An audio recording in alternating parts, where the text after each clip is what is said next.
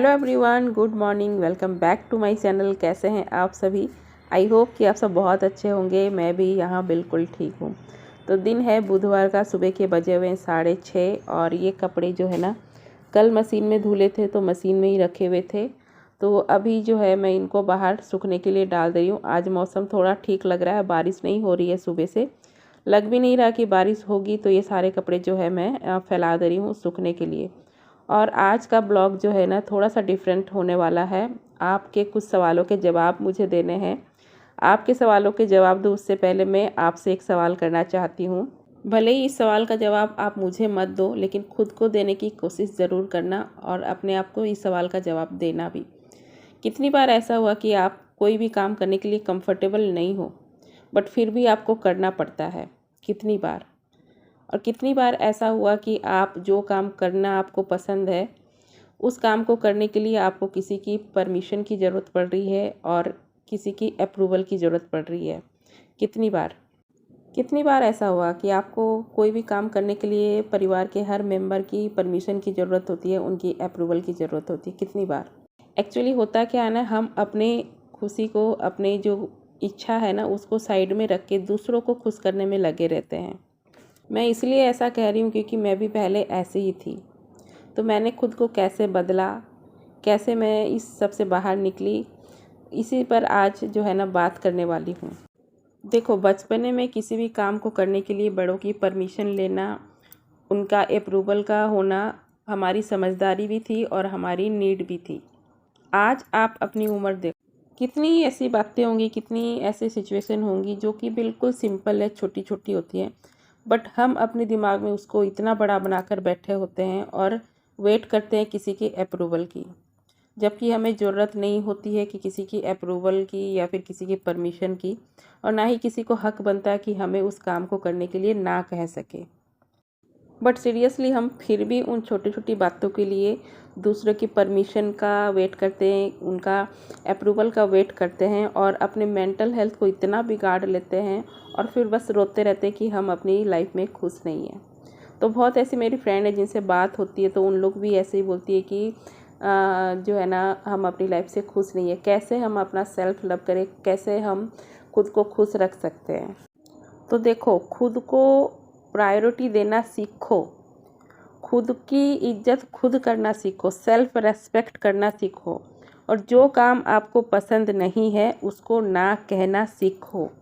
जब तक आप खुद की सेल्फ रेस्पेक्ट नहीं करेंगे, जब तक आप खुद को प्रायोरिटी नहीं देंगे, तब तक दूसरा कोई आपको इज्जत नहीं देगा, आपको प्रायोरिटी नहीं देगा।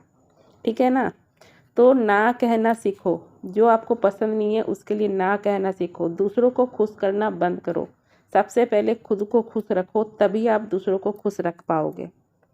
तो अब आप में से कुछ लोग सोचेंगे कि ये तो घर तोड़ने वाली बात है। तो ये देखो, घर तोड़ने वाली बात नहीं है। घर घर तभी होता है जब उसमें रहने वाले सभी लोगों के लिए जो है ना नियम इक्वल हो। ये नहीं कि ये औरत है तो इसके लिए नियम अलग है, पाबंदी है, और ये मर्द है तो इसके लिए सारी छूट है, इसके लिए नियम अलग है। ऐसा नहीं होना चाहिए। घर घर तभी होता है जब घर में रहने वाले पाँचों लोगों के लिए सारे नियम इक्वल हों। 5 लोग हैं तो पाँचों लोग खुश रहे। ये नहीं कि 5 लोग हैं परिवार में तो 4 लोग बहुत खुश हैं, उनको सब कुछ करने की आज़ादी है। एक ऐसी है जिसके लिए नियम अलग है, उसको अपना हक तो छोड़ो, अपने मन की बात कहने तक का हक नहीं होता।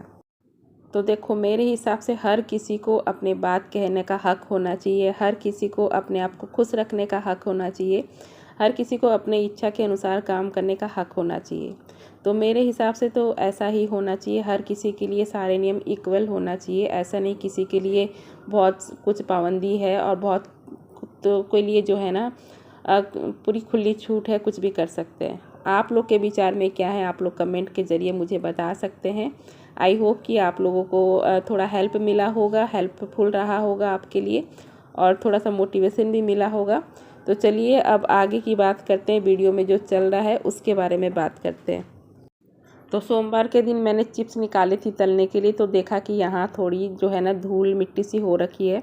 तभी मेरे दिमाग में मैंने सेट कर लिया था कि यहाँ की सफाई करनी है। तो बस आज जो है टाइम निकाल के मैं यहाँ की सफाई करने बैठ गई हूँ सुबह सुबह। और यहाँ पे सारा सामान मैंने पहले हटा लिया है और अच्छे से धूल वगैरह जाले वगैरह जो भी हुए थे झाड़ू से झाड़ लिए हैं और अच्छे से गीला कपड़ा करके ये जो टंकी है इनको अच्छे से पोंछ के साफ़ करके फिर से उनको अपनी अपनी जगह पे सेट कर दिया है। और अभी जो है ये आलू और प्याज की जो टोकरी होती है ना, ट्रॉली, इसको साफ़ करूँगी। तो ये भी काफ़ी दिन से जो है ना साफ़ ही नहीं की थी, काफ़ी दिन हो गए मैंने हाथ ही नहीं लगाया था। आज मैंने सोचा कि कर ही रही हूँ तो चलो इसको भी साफ़ कर लेती हूँ। तो बस इसका भी जितना भी सामान है सब मैंने निकाल दिया। आलू प्याज वैसे ख़त्म हो रखे हैं तो मैंने सोचा कि चलो लगे हाथ खाली तो है, इसको भी साफ़ कर लेते। तो इसको भी ना सारे सामान निकाल लिए, झाड़ू से मैंने झड़का लिए हैं और गीला कपड़ा करके अच्छे से ऊपर से नीचे चारों तरफ से अच्छे से पोंछ के साफ़ कर लूँगी। और एक कमेंट आया था कि आप झाड़ू चेंज कर लीजिए तो बिल्कुल मैं चेंज करूँगी। झाड़ू जो है थोड़ी ख़राब हो गई है, बट अभी नहीं, बारिश का मौसम ख़त्म होने के बाद करूँगी, क्योंकि बारिश के मौसम में जो है ना पानी वानी होता है तो गीली हो जाती है ना झाड़ू, इसीलिए मैं अभी चेंज नहीं करूँगी। बारिश का मौसम ख़त्म होने के बाद चेंज करूँगी। और एक और कमेंट आया था कि आप बाहर भी इसी झाड़ू से झाड़ू लगा लेती हो और घर के अंदर भी इसी झाड़ू से झाड़ू लगा लेती हो। तो हाँ, पहले मेरे पास 2 झाड़ू थी, बाहर के लिए अलग रखती थी मैं और घर के लिए अंदर के लिए अलग रखती थी। लेकिन अब जो है ना इसी झाड़ू से मैं बाहर भी लगा लेती हूँ और घर के अंदर भी लगा लेती हूँ। बाहर के आंगन में भी वैसे बहुत गंदगी नहीं होती, आप लोग देखते होंगे वीडियो में, बस जस्ट झाड़ू लगानी चाहिए, इसीलिए मैं झाड़ू लगा लेती हूँ बाहर का। और उसी झाड़ू से घर के अंदर भी मैं लगा लेती हूँ झाड़ू। और तो बस किचन का जो मैंने क्लीन कर लिया था और अभी इस टेबल को मैंने पोंछ के साफ़ कर लिया है और अब बारी आ जाती है झाड़ू लगाने की। तो बस बेडरूम से ही झाड़ू लगाना स्टार्ट करूँगी। बाहर के आंगन की मैंने झाड़ू लगा ली है और अभी जो है ना बेडरूम से ही झाड़ू लगाना स्टार्ट करूँगी। उसके पहले मैंने पूरे घर को जो है सेट कर लिया, सोफ़ा वगैरह जो भी सामान फैला हुआ रहता है ना, तो सबसे पहले मैं सबको अरेंज कर लेती हूँ, उसके बाद ही झाड़ू लगाती हूँ, जिससे ना झाड़ू लगाने में आसानी होती है। वरना क्या होता है ना, एक एक सामान उठाओ झाड़ू लगाओ तो फिर थोड़ा सा जो है ना चिड़चिड़ा सा लगता है अपन। और ऐसे सारा सफाई रहता है ना, कुछ भी नहीं रहता है उठाने का, तो अच्छे से झाड़ू लग जाती है एक सार।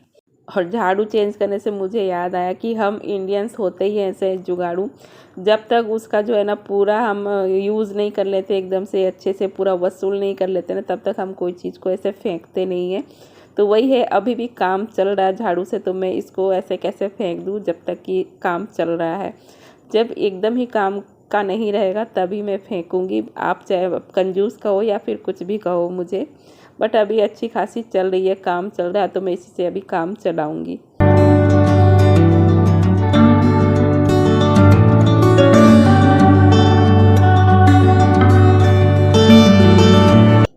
तो दोस्तों झाड़ू पोछा मैंने लगा लिया था। अब पोछा लगाने का मैं शूट नहीं की, झाड़ू लगाते लगाते इतनी हालत ख़राब हो जाती है, इतना पसीना और इतनी गर्मी लगने लग जाती है ना, तो लगता है कि बस फटाफट से पोछा लगा के काम ख़त्म करें।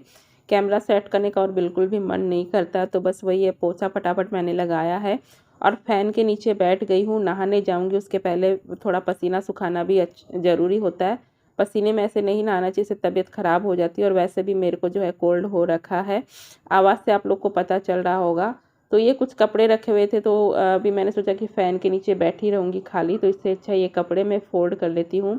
तो बस कपड़े फ़ोल्ड करके पसीना मेरा सूख गया था और मैं चली गई थी नहाने, और नहा के आके सीधा आ गई हूँ किचन में रोटियाँ बनाने। सब्ज़ी मैं सुबह ही बना ली थी और अभी बस गर्मा गर्म पराठे बनाऊँगी और सबको नाश्ता कराऊँगी। और ये ब्लॉग यहीं पर करूँगी एंड। आई होप कि आप सभी को आज का ब्लॉग पसंद आया होगा।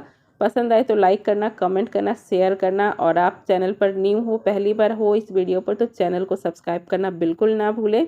और मैं मिलूँगी आप लोगों से नेक्स्ट ब्लॉग में, तब तक के लिए bye bye, take care and thank you for watching.